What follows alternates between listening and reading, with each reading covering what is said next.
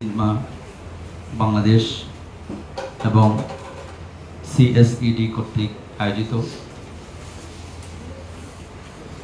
এই বিশেষ গুরুত্বপূর্ণ শিক্ষা কর্মশালার সম্মানিত সভাপতি সাহেব এবং সঞ্চালক সহ উপস্থিত আলোচকবৃন্দ এবং আমার সামনে উপবিষ্ট আগামী প্রজন্ম, নতুন প্রজন্ম এবং বাংলাদেশকে নেতৃত্ব দেওয়া সম্ভাবনা যাদের মধ্যে আছে, আপনাদেরকে সবাইকে শুকরগুজার করে আমি আমার আলোচনা শুরু করছি। আমি আমার প্রেজেন্টেশন শুরুর আগেই সাধারণত কয়েকটা প্রশ্ন করে থাকি।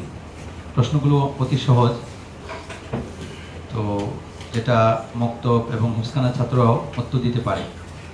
আমি কি সেই প্রশ্নগুলো আপনাদেরকেও করতে পারি? সবাই উত্তর দেওয়ার জন্য প্রস্তুত? আচ্ছা, তবে উত্তর দেওয়ার সিস্টেম হলো, যারা উত্তরগুলো আমরা দিতে পারবো তারাই আমরা হাত তুলব। সবাই বলাবলি করবো না, যেহেতু সহজ সবাই বলার চেষ্টা করব। তো আমি সিলেক্ট করব, যেহেতু সময়ের স্বল্পতার কারণে আমরা সবার উত্তর নিতে পারবো না, আমরা শুধু একজনের করে উত্তর নেব। আমি সাধারণত 3 জন করে নেই, আজকে 1 জন করে। তাহলে প্রথম প্রশ্ন ছড়তে পারি? প্রথম প্রশ্ন হচ্ছে, কালামুল্লাহর নাম কি? যেটা আমাদের মুসহাফ, আমাদের মাঝে যে কালামুল্লাহগুলো আছে সবচেয়ে বিশুদ্ধ এবং প্রসিদ্ধ মুসহাফ, সেই নামটাই আমাদেরকে উত্তর দিবেন ইনশাল্লাহ। 1 নম্বর প্রশ্ন, কালামুল্লাহর নাম কি? প্রশ্নের মাত্র উত্তর দেওয়ার সময় 30 সেকেন্ড, যেহেতু প্রশ্নগুলো অতি সহজ। যে পারবেন হাত তুলবেন। আলোচকবৃন্দ হাত তোলা দরকার নেই, আমাদের সামনে অনেক আলোচকবৃন্দ আছেন যারা আজকে আমাদের প্রশিক্ষণার্থী। একজনও নেই? 1 জন, মাশাআল্লাহ। জি বলুন। আচ্ছা, মাশাআল্লাহ। আপনি কি পিছনে কোনো মজলিসে ছিলেন? আচ্ছা, আর কেউ আছেন? আর কেউ? আচ্ছা, দ্বিতীয় প্রশ্ন, কালামুল্লাহর প্রথম শব্দ কি?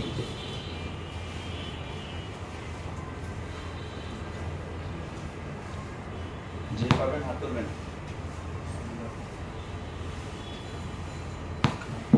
কেউ নেই? মাশাআল্লাহ। আর পিছনে একজন হাত তুলেছেন, মাশাআল্লাহ। 3 নম্বর প্রশ্ন, কালামুল্লাহ কত পৃষ্ঠা দিয়ে শুরু, কত পৃষ্ঠা শেষ?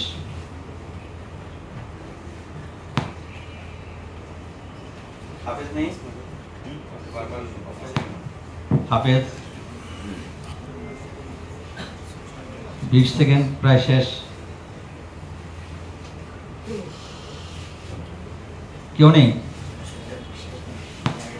আচ্ছা, এবার আমরা তৃতীয় প্রশ্ন যাই। চতুর্থ প্রশ্ন। 3টা প্রশ্ন হয়ে গেল, 3টাই করেছি কালামুল্লাহ রিলেটেড এবং সম্পূর্ণ দিন রিলেটেড, দিনের আসল উসুল। এবার আমরা একটু পার্থিব দুনিয়ায় থাকি, এই দুনিয়া সম্পর্কে একটু প্রশ্ন করি। আজকেও যারা এখানে এসেছি নিশ্চয়ই রুট গার্ড হয়েই এসেছি। এমন কোনো সুফি আল্লাহওয়ালা বুজুর্গ তো নেই যে রুট গার্ড হয়ে আসেনি, তাই না? বন্ধ হয়ে যাচ্ছিল। আচ্ছা,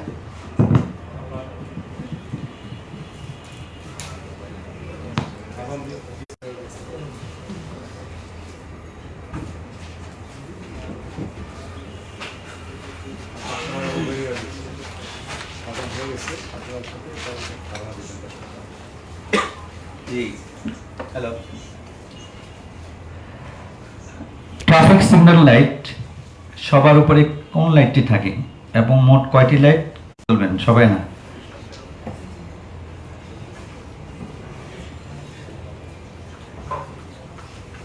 একজনও নেই। হ্যাঁ জি বলুন। আচ্ছা, মাশাআল্লাহ। আমরা এবার ফলাফলে যাই না। এখানে আমাদের সম্মানিত আলোচকবৃন্দ এবং আমাদের বিজ্ঞ প্রাজ্ঞ ওলামায়ে কেরাম আছেন। ওনারা, আমি উত্তরটা দিতে যাব, কারণ ওনারা উত্তর দিতে গেলে আবার সময় যেটুকু ক্ষেপণ হবে, আমি উত্তরগুলো তাইদ করবে ওনারা যে ঠিক আছে কিনা। আমাদের 4টি প্রশ্নের মধ্যে ম্যাক্সিমাম শুধু এই মজলিস না, কর্মশালা হয়েছে, আমরা এই সাধারণ প্রশ্নগুলো ছড়ে দিয়েছিলাম, ম্যাক্সিমাম উত্তর আমরা পাইনি। তো সাধারণত দেওয়া মানে অতি সহজ হওয়া সত্ত্বেও এই উত্তরগুলো আমরা পাই না আর কি। তো এটা হচ্ছে বাস্তবতা। তো আজকে আমরা 4টা প্রশ্ন ছড়েছি। তো এখান থেকে ম্যাক্সিমাম সবারই উত্তর সহি হয়নি, শুধু একজনের উত্তর সহি হয়েছে, যিনি বলেছেন প্রথম কালামুল্লাহর নাম কি? আল কোরআনুল কারীম। যে কোনো পরিচয় আমরা সাধারণত নাম দিয়েই পরিচয় হয়ে থাকি, এবং যে কোনো বস্তু। তো আপনারা দেখবেন যত আমাদের সৌদি থেকে যেই মুসাফগুলো আছে এবং আমাদের বাংলাদেশের যেই মুসাফ আছে, এর উপরে লেখা থাকে আল কোরআনুল কারীম। কোরআন মাজিদের তো অনেক নাম আছে, তো আমরা আইডেন্টিফাই করবো কি দিয়ে? উত্তরটা পেয়েছে। দ্বিতীয় নম্বর উত্তর হচ্ছে কালামুল্লাহ। কালামুল্লাহ তো এখন ইকরা দিয়ে শুরু না, কালামুল্লাহ পূর্ণাঙ্গ কালামুল্লাহর শুরুটা হচ্ছে আলহামদুলিল্লাহ রব্বিল আলামিন। আলহামদুলিল্লাহ দিয়ে প্রথম শব্দ হচ্ছে কি? আলহামদুলিল্লাহ। বিসমিল্লাহ তো প্রত্যেক কোরআনের শুরুতেই আছে। আর সেই হিসেবে আপনার যদি সূরা দৃষ্টিকোণ থেকে যদি কালামে পাক আপনি হিসাব করেন, তাহলে প্রথম শব্দ কি? আলহামদুলিল্লাহ। তৃতীয় নম্বর হচ্ছে কালামে পাক কত পৃষ্ঠা দিয়ে শুরু, কত পৃষ্ঠা শেষ? 2 নম্বর পৃষ্ঠা দিয়ে শুরু, 611 নম্বর পৃষ্ঠায় শেষ।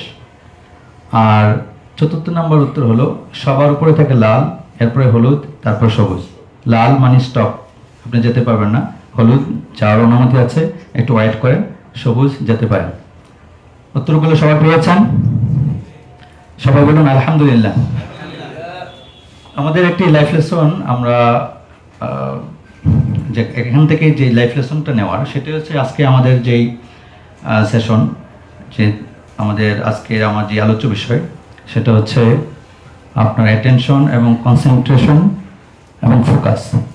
তো এই ছোড়ার এবং বিশেষ করে প্রশ্নবিদ্ধ করার, বিদ্যুৎ করার, এটা আমার কোনোই উদ্দেশ্য না। উদ্দেশ্য হচ্ছে লাইফ লেসনটা এখান থেকে নেওয়া। সেটা কি?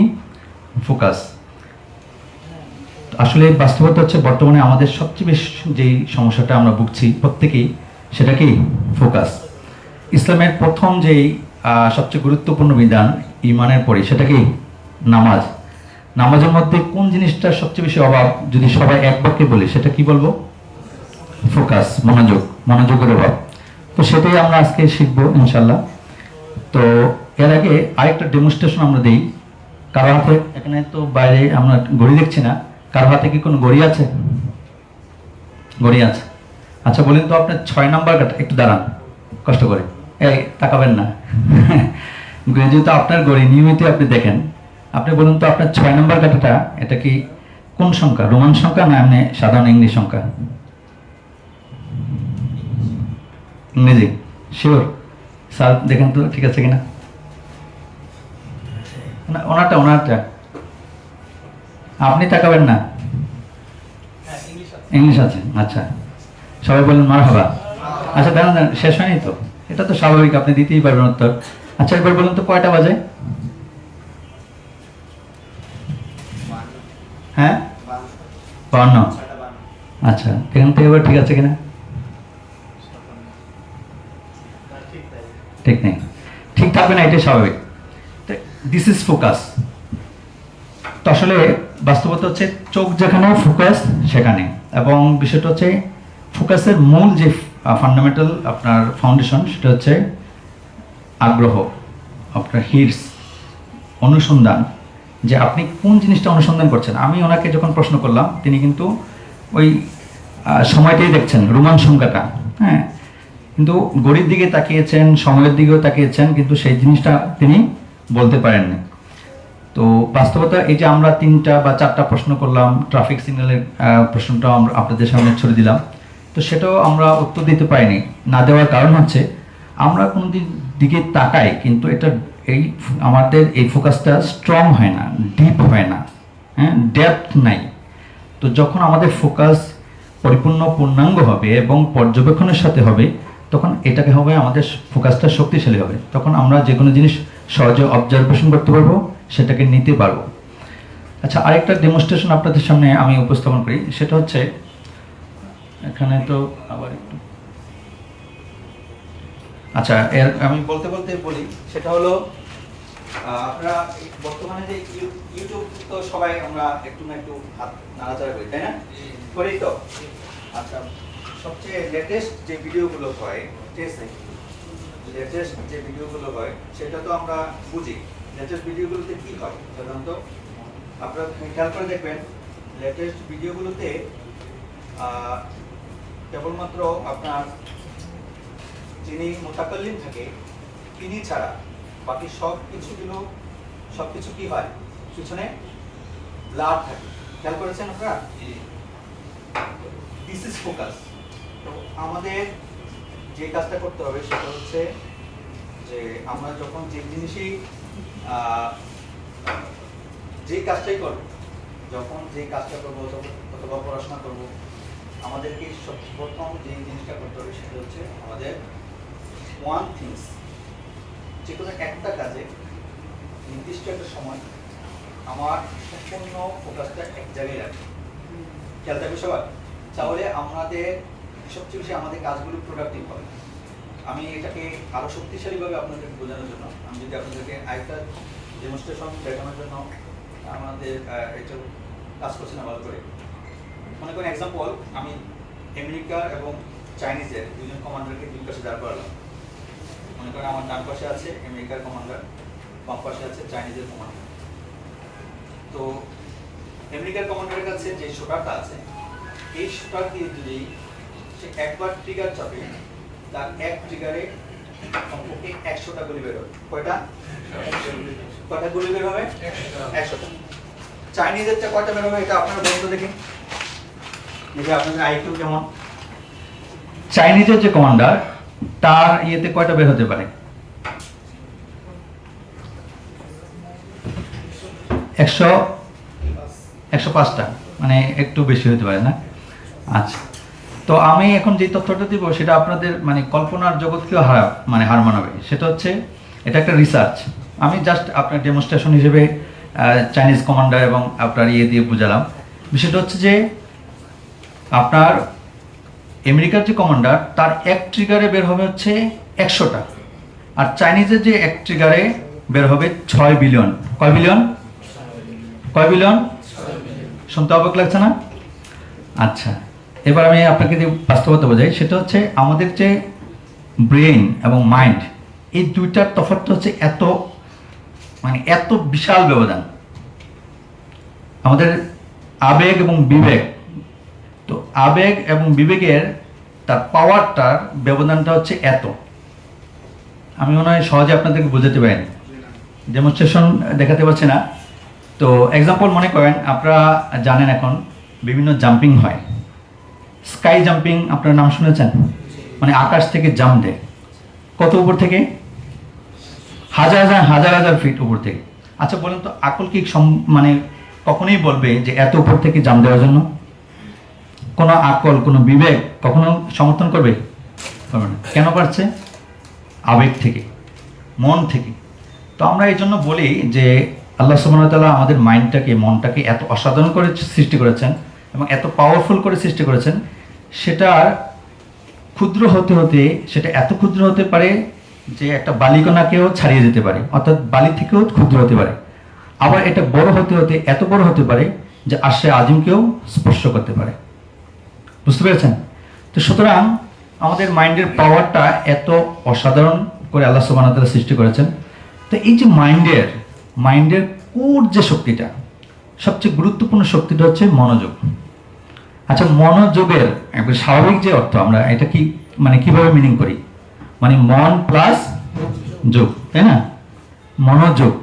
তো সুতরাং আপনি কোনো একটা কাজে যখন মনোযোগটা দিতে পারেন, মানে মনটাকে যোগ করতে পারেন, তো সেই কাজটাই অসাধারণ হয়। আজকের দুনিয়ার যত শিল্প, এই যে আমাদের কারুকার্য দেখছি, যত আমাদের আজকের লেটেস্ট আমরা একটা যে এখানে আজকের যেই হলরুমটা, এরপরে আজকের দুনিয়ার যত আমরা উন্নত এবং উৎকর্ষ দেখতে পাচ্ছি, সব কিছুর পেছনে সবচেয়ে গুরুত্বপূর্ণ যে জিনিসটা সেটা হচ্ছে কি? মনোযোগ। তো সময় স্বল্পতার কারণে আমরা আর মানে খুব বেশি ডেমনস্ট্রেশনের দিকে যাচ্ছি না। এখন আমি আমাদের এই ফোকাস মেথডটা আমরা কিভাবে অ্যাপ্লাই করব সেদিকে আমরা যাচ্ছি। কয়েকটা পয়েন্ট বলে আমি শেষ করছি। তো আমরা দেখেছি আমাদের ফোকাস মেথডটা আমরা অ্যাপ্লাইয়ের মধ্য দিয়ে এত অসাধারণ ফল আসে যে মাত্র 5 থেকে 10 মিনিটের মধ্যে আমরা রেজাল্ট পেয়েছি, 1 পৃষ্ঠা সবক মুখস্থ করতে পেরেছি। কয় মিনিটের মধ্যে? মাত্র 5 থেকে 10 মিনিটের মধ্যে। তো আমরা কি করতে হবে? 1 নম্বর যে পয়েন্টটা আমরা রেখেছি সেটা হচ্ছে আপনাকে ফোকাস এবং মনোযোগকে বিনষ্ট করে এরকম যত যত যা কিছু আছে, ব্যক্তি হোক, বস্তু হোক, মোবাইল সহ আরও যা হোক, এই জিনিস থেকে আপনাকে সম্পূর্ণ মুক্ত হতে হবে। 1 নম্বর এটা। 1 নম্বর কাজ কি? ফোকাস বিনষ্ট করে এরকম সব কাজ থেকে আপনাকে বিরত থাকতে হবে। শুধু তাই নয়, মানসিকভাবেও আপনার ভিতরে চিন্তা ফিকির এবং আপনার আবেগীয় যে সমস্ত ঘটনা, এই জিনিস থেকেও আপনাকে মুক্ত হতে হবে। 2 নম্বর হচ্ছে আপনাকে একটা শান্ত, নীরব, একটি সাইলেন্ট, পিনপতন একটি পরিবেশকে নিশ্চিত করতে হবে। তাহলেই আপনি আপনার ফোকাসকে খুব শক্তিশালী করতে পারবেন। 3 নম্বর যে কাজ সেটা হচ্ছে আপনার একটা আসন গ্রহণ, অর্থাৎ এক আসনে আপনি যত দীর্ঘক্ষণ বসতে পারবেন, কোনো মুভমেন্ট ছাড়া, নড়াচড়া ছাড়া, তখনই আপনার ফোকাসটা খুব শক্তিশালী হবে। যত নবী, রাসূল এবং মনীষী এবং যত সাধারণ জেনারেল লাইনেও আছে, যত বড় আপনার হাই প্রোফাইল ব্যক্তি যাবেন, তাদের বসাটা থাকতো, আসনটা থাকতো খুবই নীরব এবং শান্ত, এবং এক আসনে দীর্ঘক্ষণ বসে থাকা, মুভমেন্ট ছাড়া। 4 নম্বর হচ্ছে আমরা পিছনে একটা সূত্র বলেছিলাম, চোখ যেখানে মনোযোগ সেখানে, ফোকাস সেখানে। অর্থাৎ চোখ যদি আপনি নির্দিষ্টভাবে কোনো এক জায়গায় রাখতে পারেন, কোনো একটা বিন্দুতে, আপনার ফোকাস অটোমেটিকলি চলে আসবে। ফোকাসের সাথে ব্রেনের এবং মনোযোগের খুবই গভীর সম্পর্ক। আপনারা হাদিসে পড়ছেন, জুইলাত কুররাতু আইনি ফিস সালাহ, আমাদের নবীজি বলেছেন। আপনারা আরও জানেন যে আপনার যে এই আমাদের ইমাম বুখারী রাহমাতুল্লাহ আলাইহি, ওনাকে এত বড় দ্বিশক্তির অধিকারী, এত বড় হাফেজ হাদিস, ওনাকে এর সিক্রেট সম্পর্কে ওনাকে জিজ্ঞাসা করা হয়েছিল। তো উনি একটা কথা বলেছিলেন, সেটা হলো আমাদের জন্য লাইফ লেসন। সেটা হচ্ছে মুদাওয়ামাতুন নাযারি ফিল কুতুব, নিরবচ্ছিন্ন দৃষ্টি কোথায়? কিতাবের সময়। অতএব আপনি যদি দৃষ্টি নিরবচ্ছিন্ন রাখতে পারেন, মনোযোগ অটোমেটিকলি চলে আসবে। শেষ করে দিচ্ছি। এরপরে 5 নম্বর যেটা, সেটা হচ্ছে ইমাম শাফি রাহমাতুল্লাহ আলাইহি, ওনার ফর্মুলা, সেটা হচ্ছে ওনাকে জিজ্ঞাসা করা হয়েছিল ইলমের ব্যাপারে ওনার আগ্রহ কেমন। তখন উনি উত্তর দিয়েছিলেন যে যখন আমি কোনো নতুন শব্দ শুনি, সেটাকে আক্স করার জন্য আমার কর্ণ যেভাবে আগ্রহ থাকে, আমার প্রত্যেকটা অঙ্গ প্রত্যঙ্গকে আমি মনে করি যে অসংখ্য, আল্লাহ যদি আমাকে অসংখ্য অগণিত কর্ণ বানিয়ে দিতেন, তাহলে আমি এই শব্দটাকে পরিপূর্ণ এটাকে আক্স করতাম। অর্থাৎ আমি যখন পড়াশোনা করব, আমার চোখ এবং কান, এটার সাথে সাথে প্রত্যেকটা অঙ্গ প্রত্যঙ্গকে আমার এই চোখ এবং কানের অনুগামী করতে হবে। এভাবে যদি আমরা পড়াশোনা করি এবং যে কোনো কাজ করি, ইনশাআল্লাহ আমাদের ফোকাস, অ্যাটেনশন এবং কনসেন্ট্রেশন বৃদ্ধি পাবে। আল্লাহ সুবহানাহু ওয়া তাআলা আমাদেরকে আমল করার তৌফিক দান করুন। জাযাকাল্লাহ। বিষয়টা অনেক আরো লম্বা আলোচনা করলে ভালো হতো, যেহেতু শুধু ধারণার জন্য আজকের আহ্বান। একটা বিষয় যে 8টার মধ্যে তো হল আমাদের ছাড়ার নিয়ম আর কি, 8টার সময় ক্লোজ করা, তো পারবো কিনা সেটা বলেন।